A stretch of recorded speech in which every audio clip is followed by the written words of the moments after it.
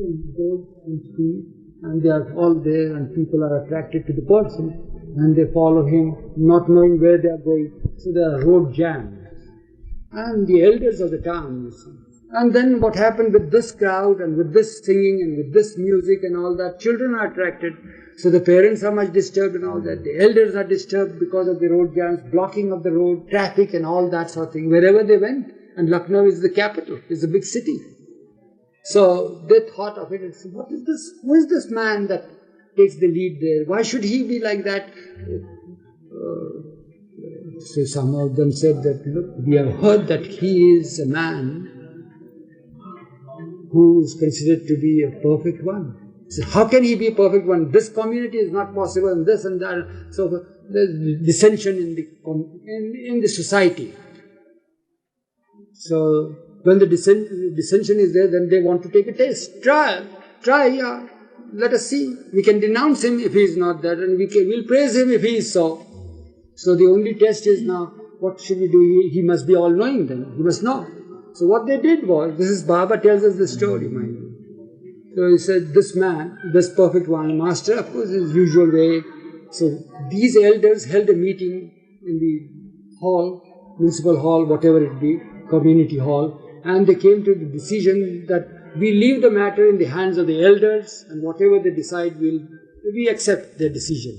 But it is left to them to test. It's a test case. So they came upon this plan that we should test this person. How should we test? You know, there the people are fair, and even the lads look like girls, teenagers. They are fair in complexion and all that. So they selected a boy, 2 boys they selected.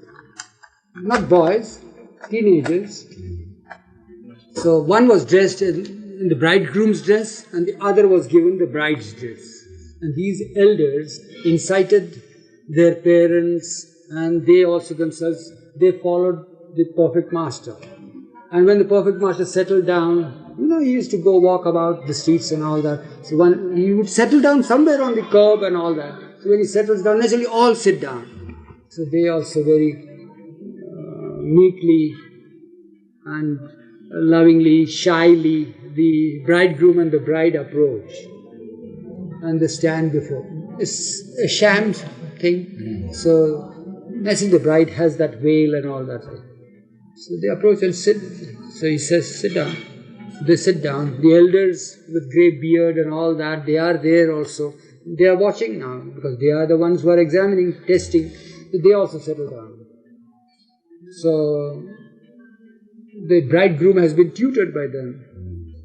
The master says, well, what happened? You got married? As if he doesn't know. So the bridegroom says, very shyly says, yes, we are just married and we have come to take your blessings. He says, blessings? For what do you want the blessings? You are married, you are happy, what blessings you want? So he says, no, we would love to have a bonny son, our firstborn. Really? He says, really? So he says, yes, master, we would love to have it. So then he says, but does she want? So he says, yes, master. So master inquires from her, saying that, do you really want a bonny son? Do you really want it?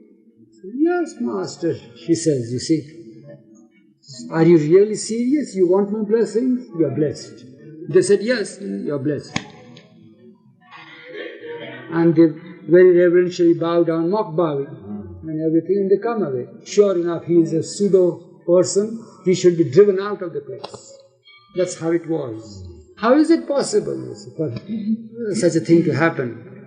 He doesn't know. If he were the perfect one, he would have known, you see, that they are fooling him and all that. So, well, they go. And they hold another meeting, public meeting is held, and they came to the decision that he is a false master, has nothing to do, he doesn't know anything about it. So that's how it was. And in the meantime now Baba gives us little hints here and there, little digression. So while all this is going on, there is talk of the town about him now, because of the community feelings there. So there is a wrestler now. We are digressing from the story. And this is Baba himself said that. So there is a wrestling bout. In North India they wrestle, kusti as we call it. One party, a wrestler, was the champion, and he had won all other champions, you see. And there was the parade of this with a garland and all that, and he's walking. They can't put their hands because the muscles are so big. So he's walking like that. Baba annexed the part, you see. That's what I am recalling, So he's walking, and naturally he has a following also of the wrestlers who applauded him and all that, backed him up. So he has also his following. From opposite direction, the perfect master is coming with jingling bells and clapping, and there's women like people, they are coming. So this wrestler sees this, you see. He is passing by and wrestler is passing him. So while he passes by, he turns to his group and says, hey, this is the one, He's the one. He is eunuch, hijra. This hijra is, he has a following. This hijra, pointing at him. So if master doesn't care, he walks by with all his following. So master stops at the other end and turns back. And this man is stationed there, wherever he is, with his finger pointing now in air. So he turns back, the master, and says, I believe you are a wrestler, you are champion of all the wrestlers today. Well, you have pointed at me. Haven't you got the strength in your finger or in your arm to put yourself down? You are a champion wrestler. So it was there, stuck in the air. He couldn't put his arm down. It's just there. So Baba gives us a little glimpse of his divinity, you see. So such things are there. Community feelings are there that he should be ousted. And here he has demonstrated little given an inkling to his divinity and all that. Of course, the wrestler went there, begged his pardon. He says, boy, be brave. This is not the sign of strength to point at me. So, of course, then it was all right. So, there is now a mixed feeling in the community. They want to denounce him totally, and here they have seen this. So, there is a feeling. So, days are passing by, months are passing by, and no drastic step is taken. In the meantime, the bride feels that there is something in her. His bloated feeling is there. There is no more bride, of course, the boy is there. He feels that there is. So he says, why don't you take him to the doctor? So it seems that he has got some gas trouble or something like that. He feels bloated and all that. So he taken to the doctor. Says, yeah, it's nothing but gas. He's a boy, of course. He can't have a womb to hold a baby or anything of the sort. Nobody has any idea. They have completely forgotten that they had asked for a baby or had done anything of that sort. All that was blank in their minds. That was the test. They want to denounce him. That's all. So here he is very uneasy. He does not know what to do. And he's complaining to his parents and he says, you told me to do this and I feel very uneasy inside and I have a different feeling. I don't know what it is. I feel nervous and something is inside me. I don't know. Gradually he is changing. Anatomy is changing, you see. Yeah. And at the 5th month, it is found that this is a woman, and is pregnant. It's a shock to the parents, a shock to the elders and all that. What's the matter with this? So, what to do now? And they are the ones, this girl, what should we call the boy, who is pregnant now and now is a woman. So she is most upset with the elders. And she says, I am going to denounce you all for instigating me like this, to enact that role like that. And they are afraid and they say, we'll beg pardon. Please don't do that sort of thing, you see. Because they are elders, they will be put to shame like that. They're tasting a man like that. So this is how it was. So they all again congregate. They again go in a group the same way. And now no more dressed in a woman's dress or thing. Although she is a woman, now she has to dress as a man. And they are all going there. Now this time Baba says, perfect masters, sometimes they play mischief. He wouldn't want to sit down. He made them roam about, following these hijras all the time. They are playing the music and People are seeing, public seeing these elders following the procession, you see, behind them. Yeah. So, because he had come in order to uplift that community. Okay, we are called. Simple thing. So what happened? Can we take 5 more minutes? So tell them that we are coming in 5 minutes. So what happened is that eventually he settles down and they come and beg pardon. So he says, but I asked you so often, are you serious about it? And this. So he said, yes, whatever has happened, we plead guilty, we beg your pardon. We have come with great remorse, please forgive us.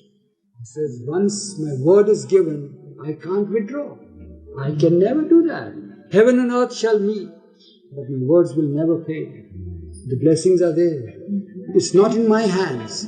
But if my people were to pray to the Lord and beseech the Lord, surely He will hear their prayers. So you beseech them. So these elders, they go on the plea. And with great difficulty, they accepted this and they said, of course they prayed to the perfect Master, says, relieve this youngster of this burden. And gradually it went on. So such are the things. So the perfect Master can be a union.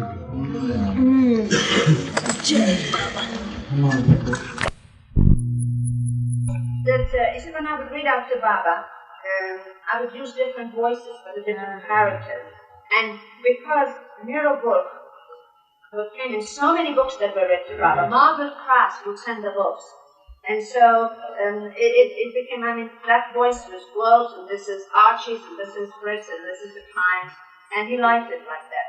So the Tolkien, the trilogy, Lord of the Rings? The Lord of the Rings was read out to Baba completely, the 3 volumes. I read them out first, and then after a few years, again he wanted it. Every word of it. And you don't just read it through, and you don't go ahead by yourself and see what's coming. You sit before Baba, and you read it, and it may be just 10 minutes he wants that reading done, it may be 2 hours. But then when he would say stop, it means stop till the next time, maybe the same day or maybe the next day.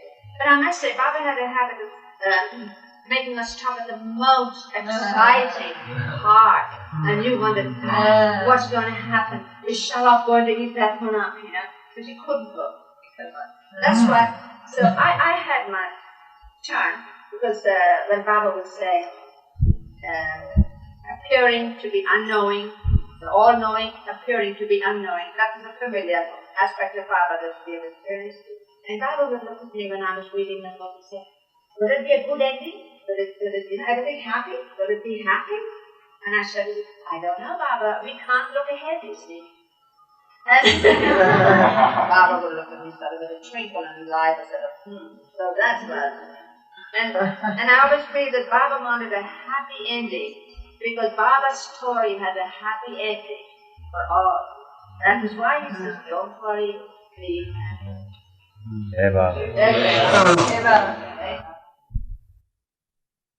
And we would enjoy, and we would be in that atmosphere, and they would dance those songs of devotion and all that. And it went flat.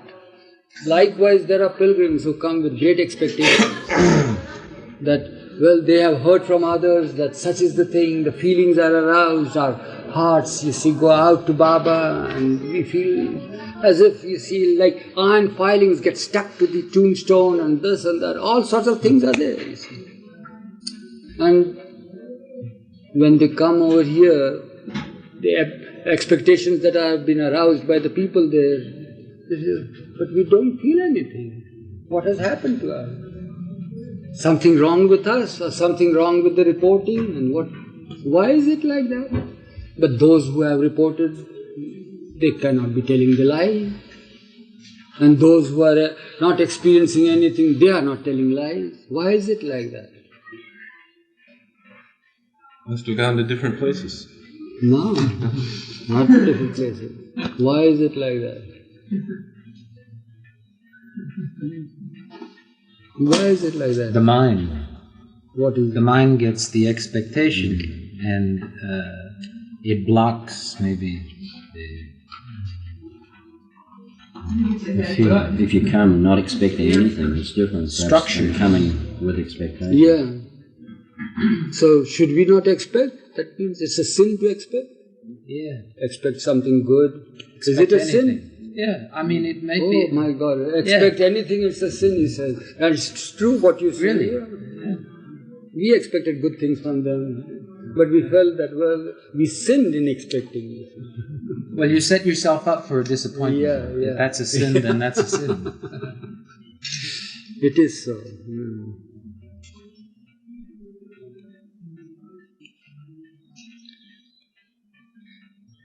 You know Roger Stevens? You remember him? Yeah, I he remember. came along. He's an artist. Yeah. And he likes to be very dramatic. Yeah. So before I'd gone to the center in Myrtle Beach for the first time, I said, Roger, what's it like at the center? Mm. You hadn't visited the I center? hadn't visited it. He said, oh, this is the center.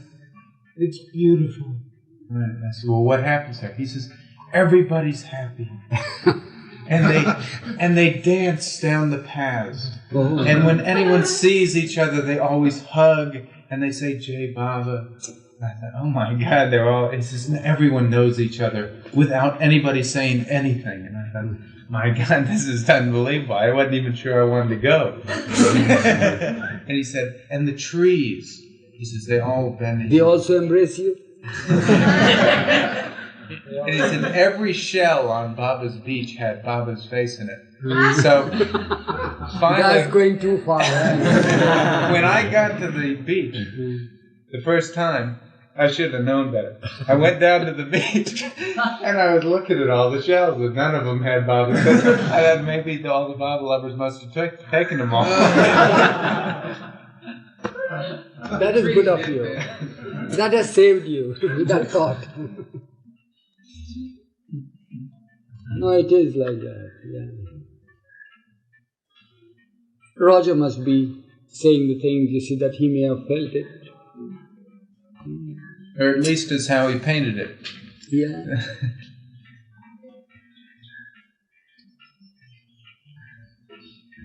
But surely, I mean, we know of one person who met Baba and he said, well, I met MeherBaba. Yeah. So what? Yeah. Sometimes it works, sometimes it doesn't. Doesn't work, yeah.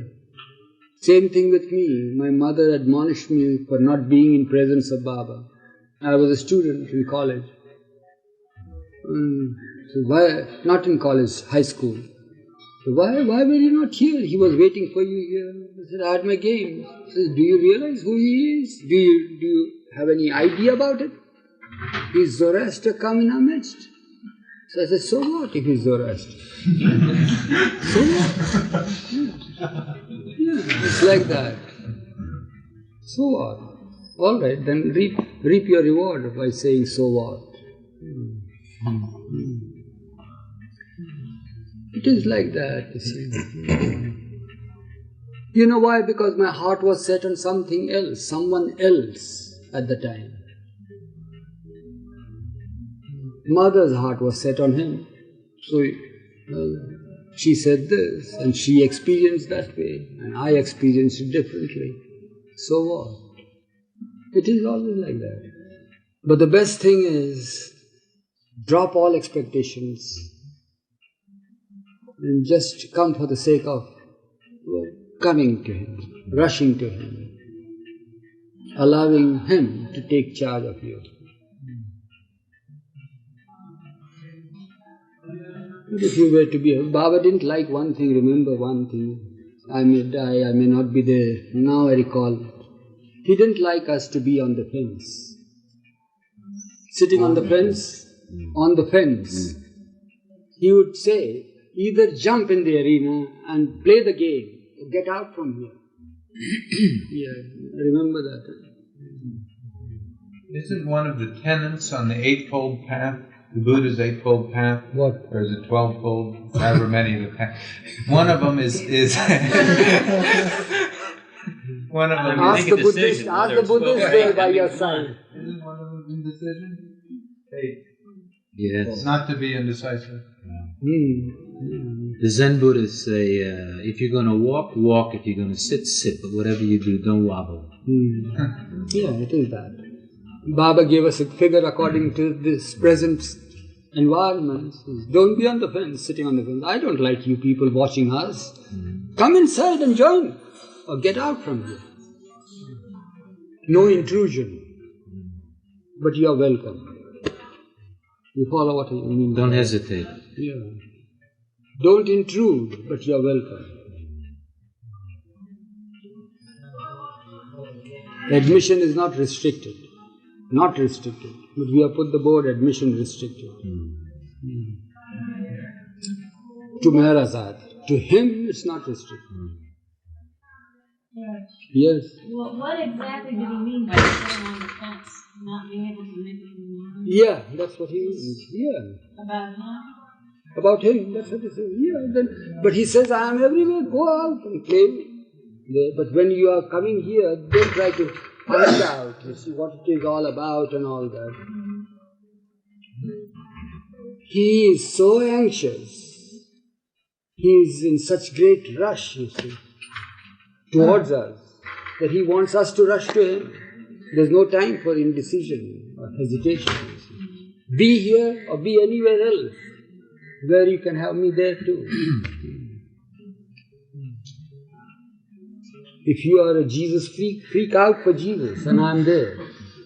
But if you are Jesus freak and trying to come and watch, you see, let me see what it is all about, then maybe I might join them, or maybe I may return over there or something. No, he doesn't want that. That's what he meant by it. When Baba's last visit to Navsari, they come from Gujarat state. It's a state, adjoining to the state of Maharashtra, there is the state called Gujarat. And they come from the state of Gujarat. This town, city is Navsari. And Navsari is the stronghold of Zoroastrian orthodoxy. Zoroastrian priests get manufactured there, you see. And they are dumped in different temples of the country and even abroad. So they have all come from Navsari, Surat and all that sort of thing. That's so Baba's last visit to Navsari, he will recall. Yeah, what happened? Which year was that?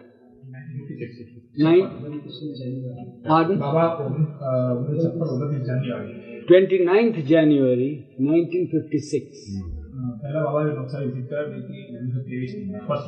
His first visit was 1923. And 32 in second. Third visit in 36. It's good translating. And last visit was 56, 29th January. Baba arrived at Navsari station.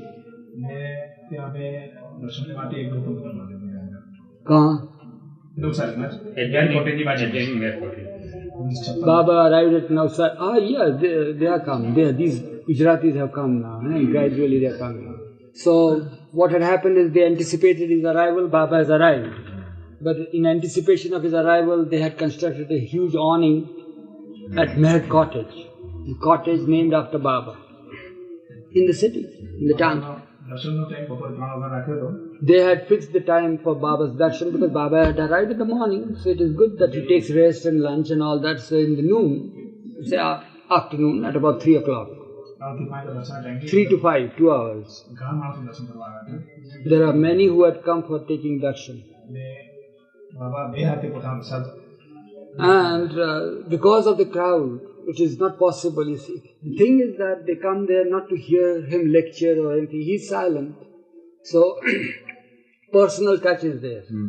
And the personal touch, naturally, each one does not expect that he would shake hand or do this or do that, but the touch is transferred through something that he bestows upon the other.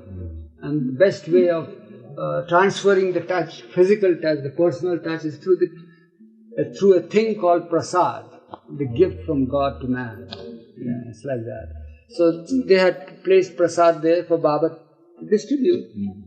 So because of the crowd, naturally, single filing past, darshan hours are 2 hours, only 3 to 5. So it won't be sufficient. So he started distributing them. One line was ladies, one was men. So they would come in line and pass by like that, you see. So each one would be given this, like that. All the time it's like pistons working. Yeah. Then,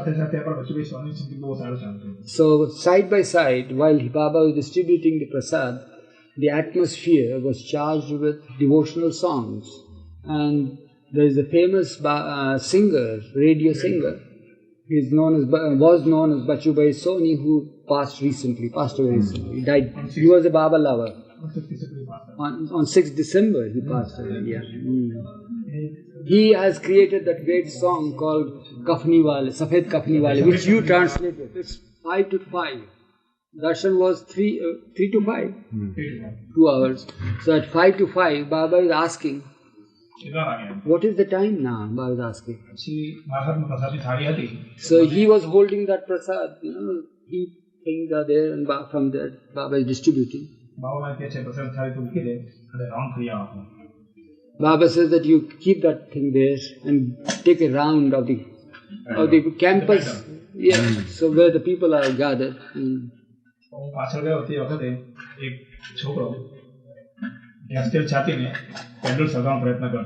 Susalgani? So he says that when naturally Baba told him to go and just take a round of it. So while he kept the thing there and started taking the round, he went behind the crowd who were under that vast awning that was spread out. So what he notices is that a youngster there was trying to light the cloth. Set fire to the whole thing. So as soon as he saw him, then he absconded. He missed setting the fire.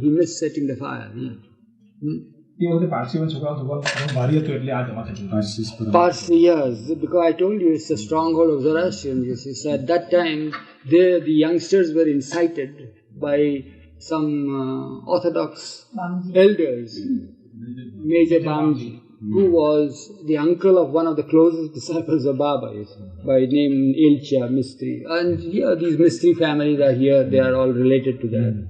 So he was a major in the army, and he was one of the most formidable antagonists throughout the ministry of Baba. So whenever Baba would go to give darshan to any place, especially where the Zoroastrian communities would be, he would go there and give lectures against Baba and incite the fury. So he had been there prior to having heard. He would keep a record of where he is going. He was after Baba. So he went in advance and had incited them. So that's what he's saying. So then, what happened? The time was fixed, 3 to 5. So it was announced at 5 o'clock, darshan is over. So then Baba was driven from there. They were told that if they want to have, they can come to the house, the Meher house, for darshan. So then Baba continued giving darshan there from the public's place, then he went there. So the public darshan program and bhajan programs continued there instead of under the awning, which was just nearby. Yeah. And the program continued till 10 o'clock in the night. People came and took the benefit of Baba's presence and this,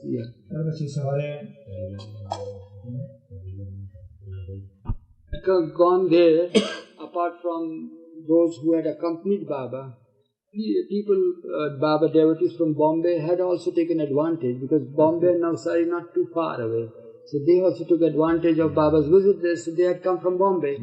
So for them, naturally, in addition to for us, Baba and the people who were with Baba, few people, they had prepared food for them.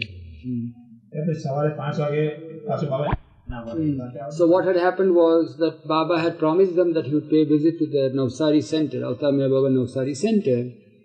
So because of the program, the delay in the program and all that, at 10 o'clock in the night and all that, and because of the situation that was created by these Zoroastrian community people, some urchins over there, so he said that at 5 o'clock in the morning, he said, come on, let's go to the center, because I have promised myself to visit the center. I couldn't go last night, let's go now.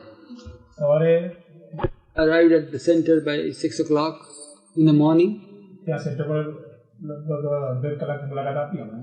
the people were there, the devotees who were there, who were conducting the center affairs, they were all gathered there. And Baba was there with them for about half an hour, sang something, performed his arti. Yeah. What does arti mean, you know? What arti is? What is it? Praise, isn't Yeah, glorifying the Lord, spontaneous expressions of glory to the Lord. Yeah. Then what happened? Happened is at 8 o'clock there's a train to go to another station called Bajwa, where also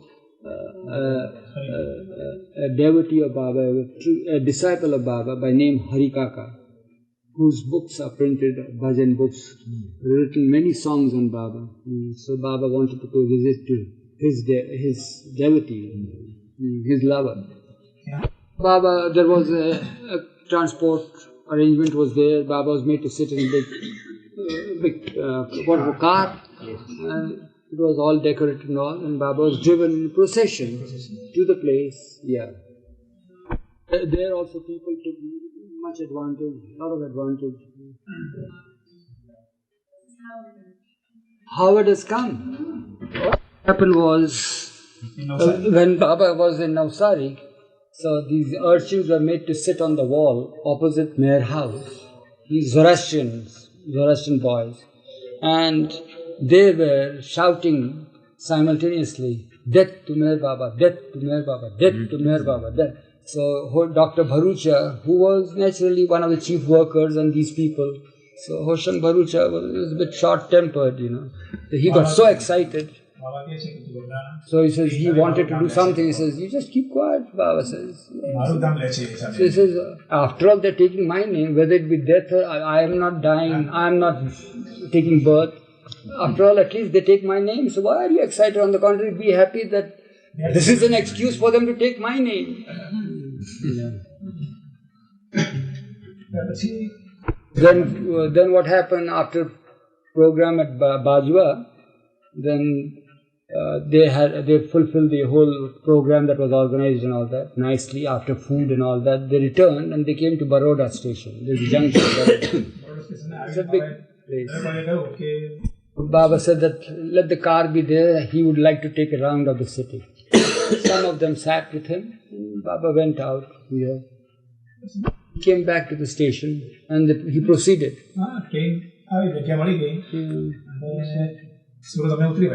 Then we went to Surat from there.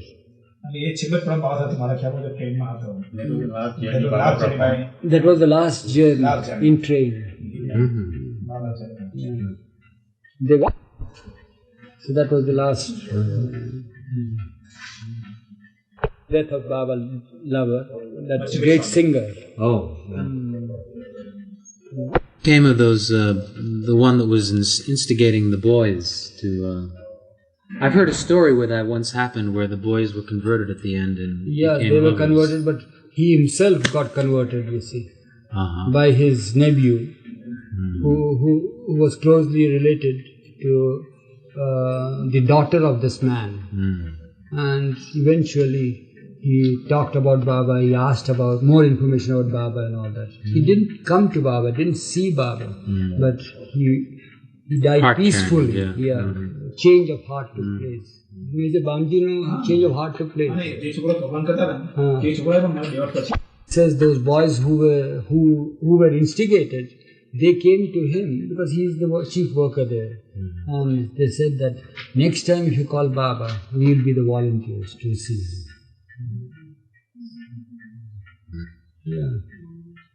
It happens like that. Same thing happened in northern India, you see, where Baba went there, which is now the stronghold of Baba lovers, you can call it, at Nauranga. There's a place called Nauranga.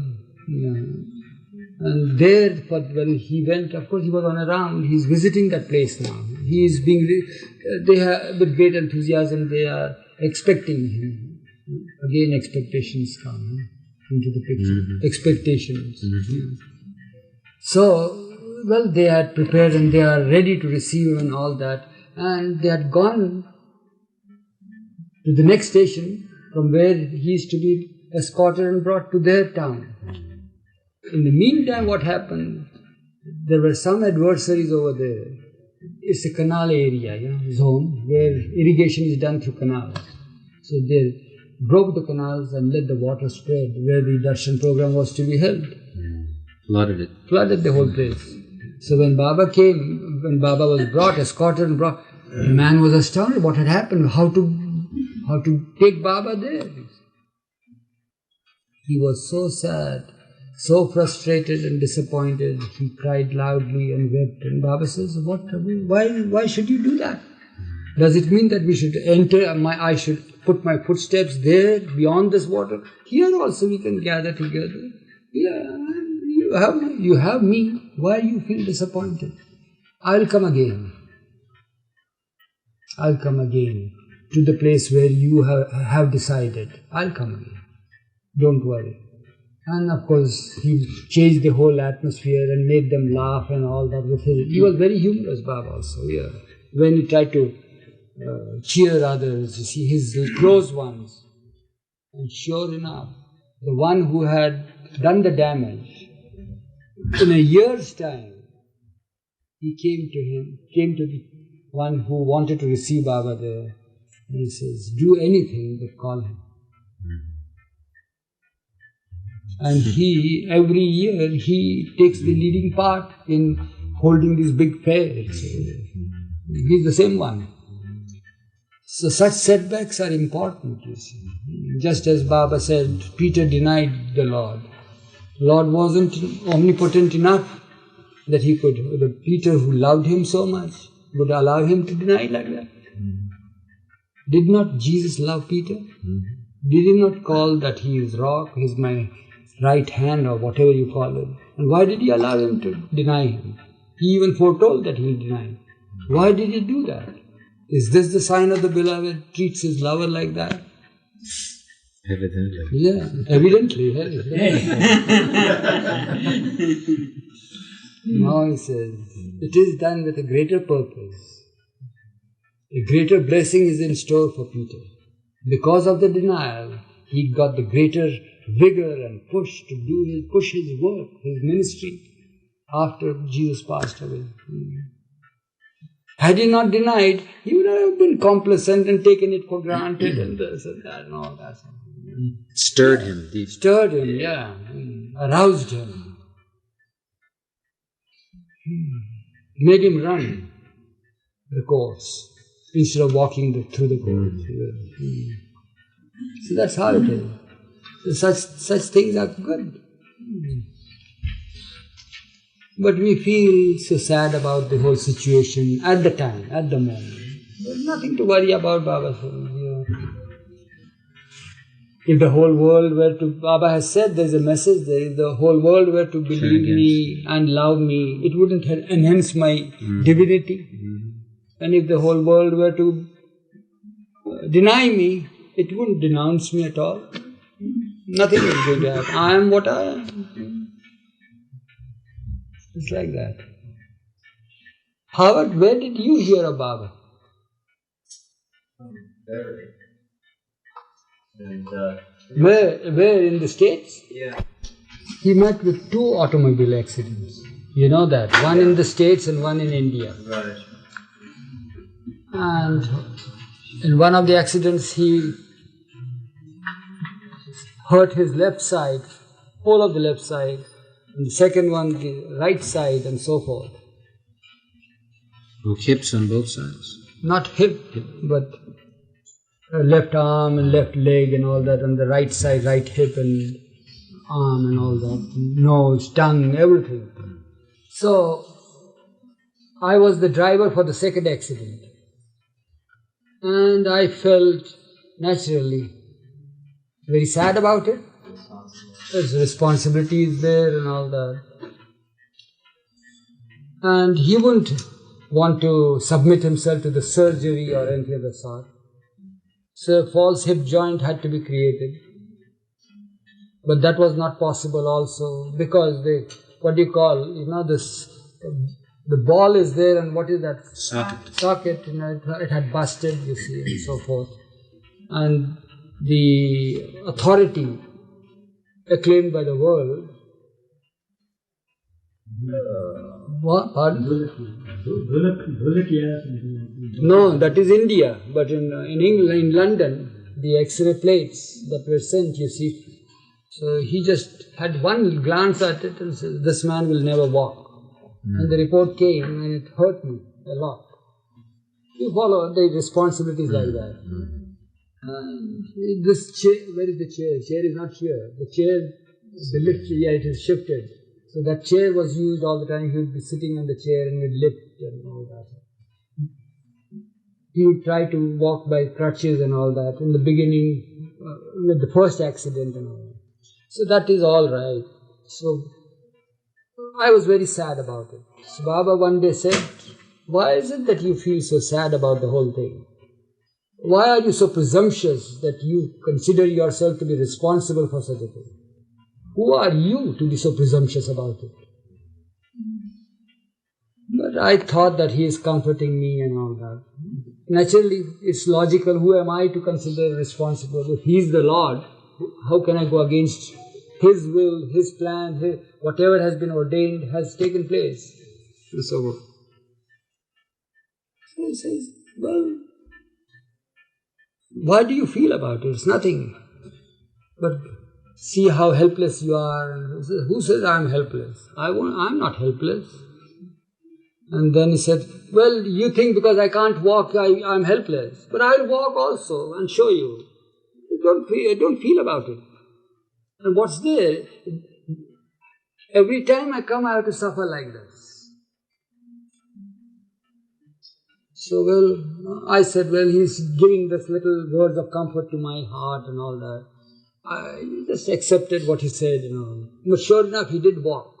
But before he could walk one day, what had happened is a textbook came into my hand. And somehow or other, the book opened. I never read things, you see, a lot of things. But Dr. William Donkin was there. And Francis Brabazon was with us. I think you have heard these names. Yeah.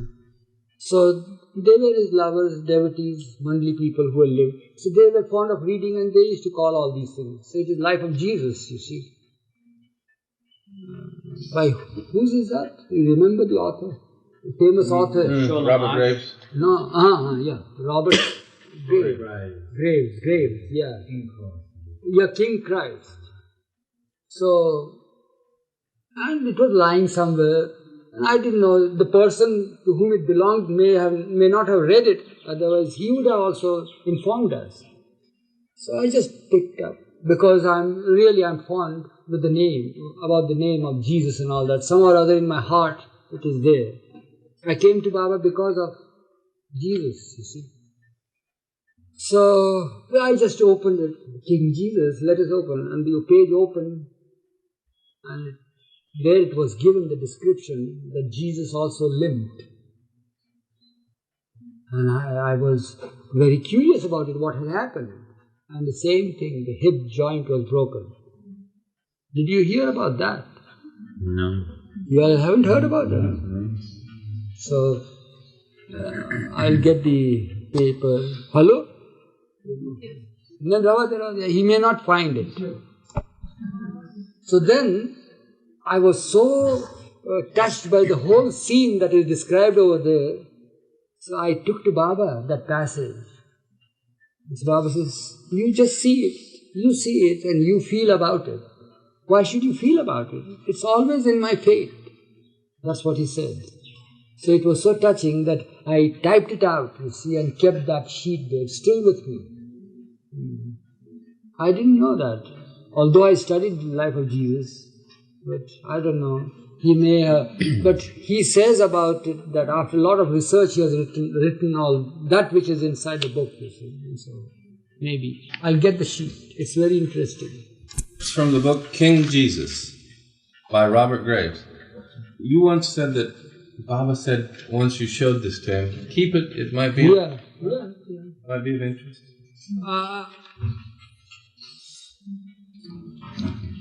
It is of interest. It is. Nicanor It's the same page, same paper that I had used to read out to Baba. that after showing to Baba, he got it typed out. Then Baba once called for it, trying to tell others about, see what it is mentioned. And then, of course, it had been typed out. So I showed it. Then he asked me to read out, and then he said, keep it. Nicanor. No, what is this? This is more important. Yeah. The book King Jesus depicts the life of Jesus. He wants to take the shortcut always.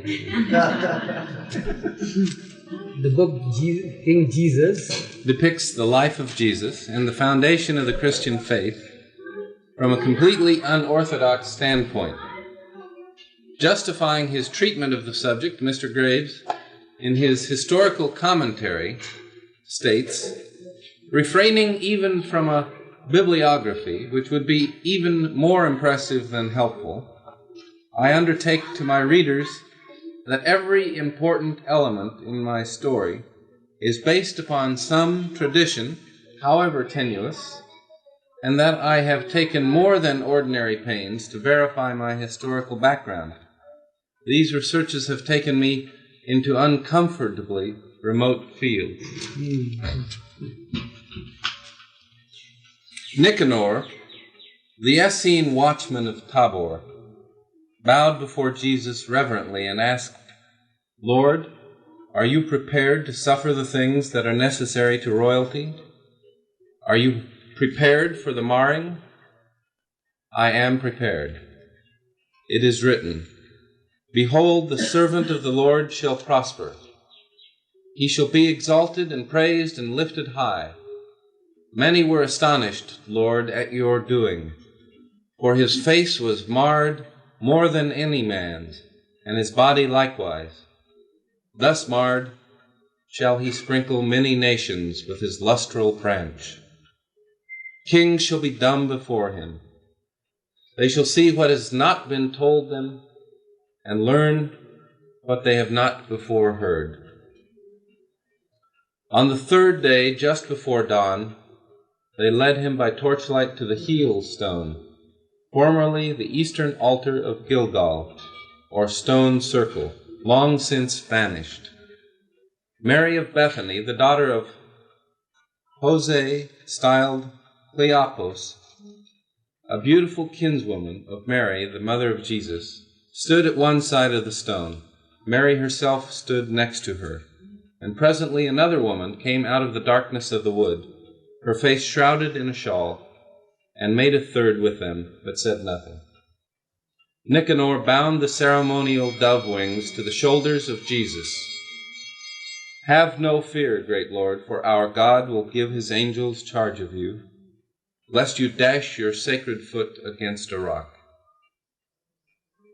As dawn was breaking, Jesus mounted upon the stone, and Mary, the daughter of Cleopas, cried, Fly, dove of doves, fly.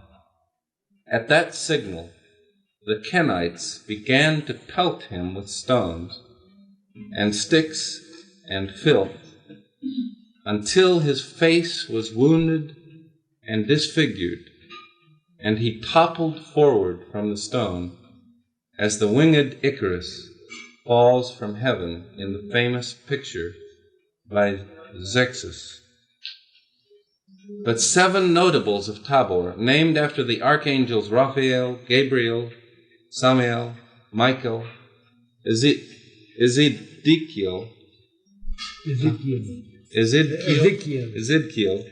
Haniel, and Kephrael, stood below the stone and caught him before his feet touched the ground. Now I have read that the great king of Babylon himself would submit during his coronation to be buffeted in the face by a priest, and that King Herod, when crowned king of the Jews, underwent the same indignity, which was the occasion of his remembering the prophetic buffets that Father Manahem had dealt him at Basra. But the ritual assault upon King Jesus by the 7 notables of Tabor was a more ancient and cruel one by far, performed again after more than 1,000 years in fulfillment of prophecy.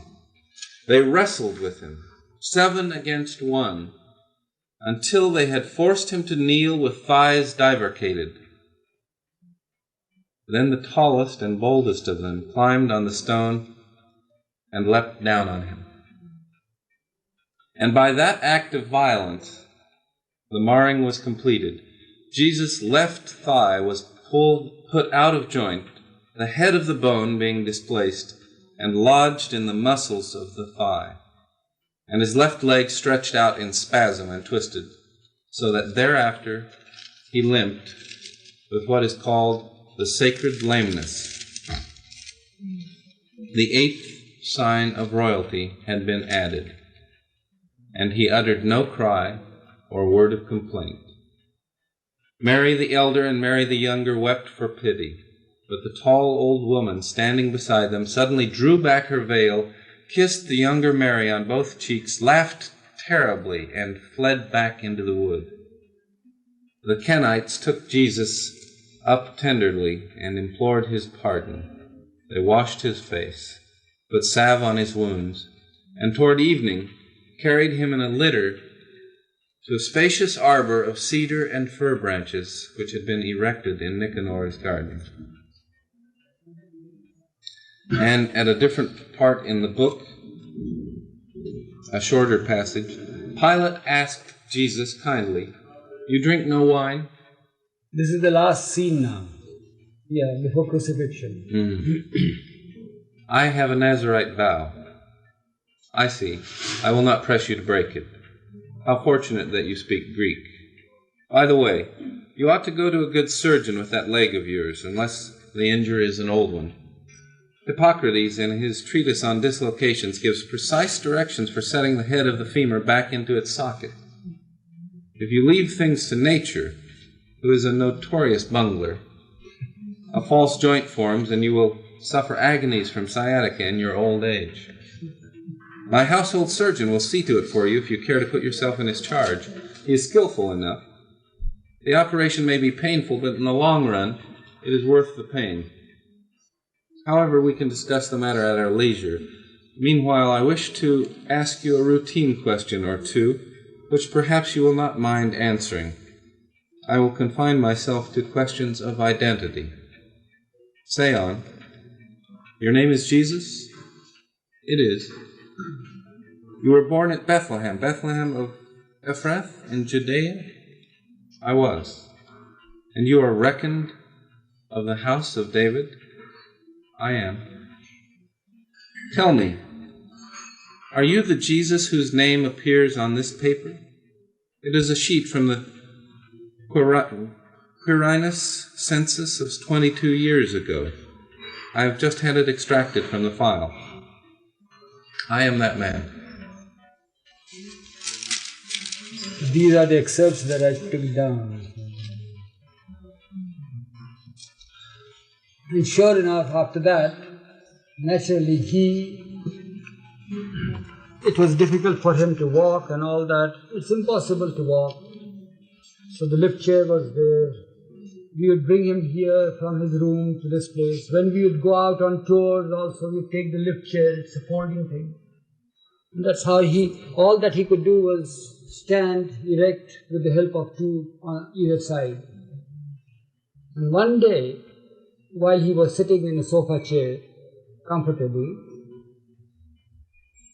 he said he's trying to, as if he's trying to move out like that or something like that. So we went forward to help him if he wants to stand up or anything. He says, no, just be there. And he got up and he started walking. Yeah. That's all. That's it. Seeing you, all these memories are revived.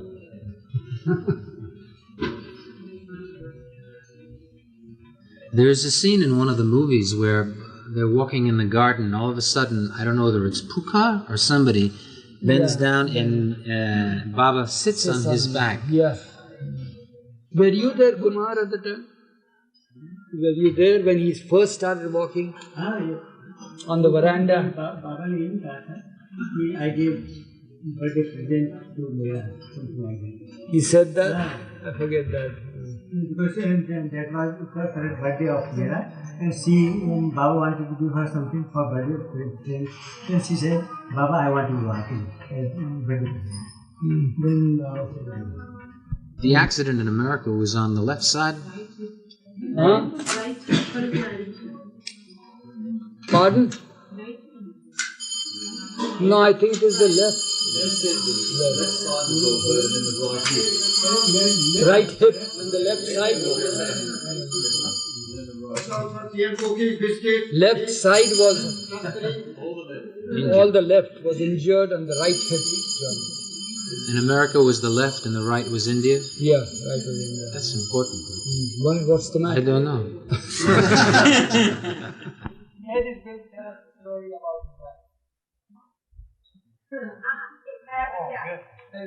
There's not only one edge, there are other edges also. How many eggs are there? One? Yes, Ed. Come on. Before Ed starts, I would like to say, tell you of something very nice that Ed did. Ed Flanagan. Can you do anything good? Something very lovely. He made me listen to a tape recording of snowflakes falling. I never knew snowflakes made a sound. I knew rain did, and this was outside the cave of Assisi. St. Francis's cave in Assisi. Outside of that, snow was falling, and he made me listen to the sound of snow falling, and with a little ice tinkle in it. You know, that's something I've never heard before. And another thing which I've always loved, the sound of church bells. You know, even as a child. I suppose it's all associated with nuns and church bells and all that. And these church bells were St. Mark's Church in Venice. Oh, and and I sat down to please him. I was busy. I was going in the office. As I came out, he was sitting there, and you know, with a smile was like lighting up a switch when it's in Baba. His face lighted up. My face lighted up. He said, "Could I show you something? Could I?" And I said, "Oh no," you know, to myself. And then I said, "Oh yes, it doesn't matter. It will make him happy." This was the other way around. It made me so happy. Thank you.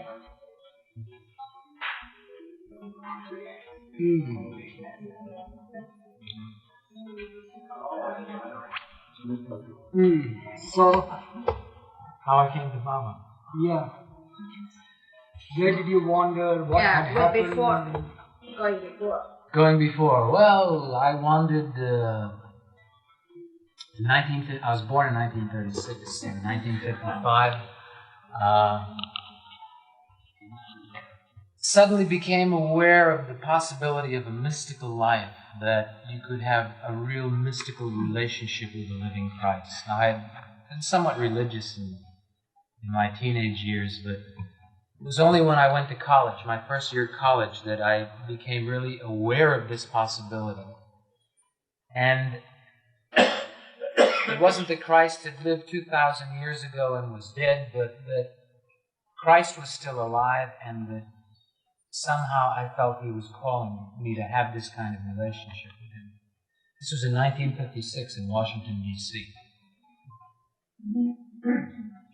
I decided then that, having been brought up as a Catholic, the only way that I felt I could really follow Christ was to become a priest.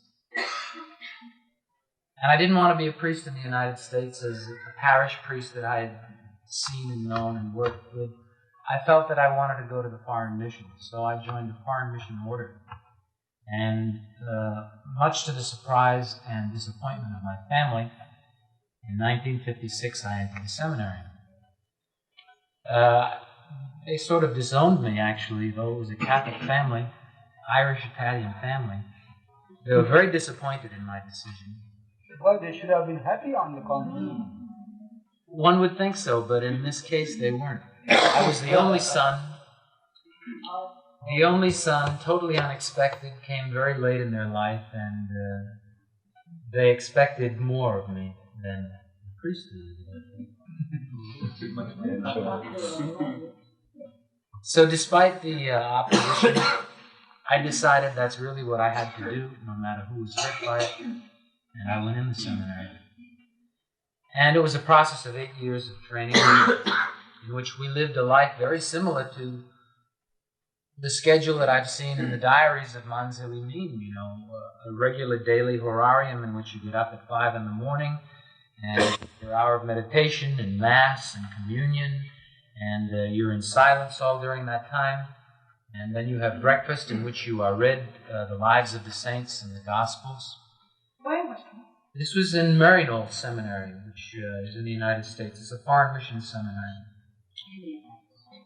And so I lived this life for 8 years, and at the end of 8 years I was ordained a priest, and by that time my family had come around totally, and they were very happy and very proud, I think, that I was what I was becoming.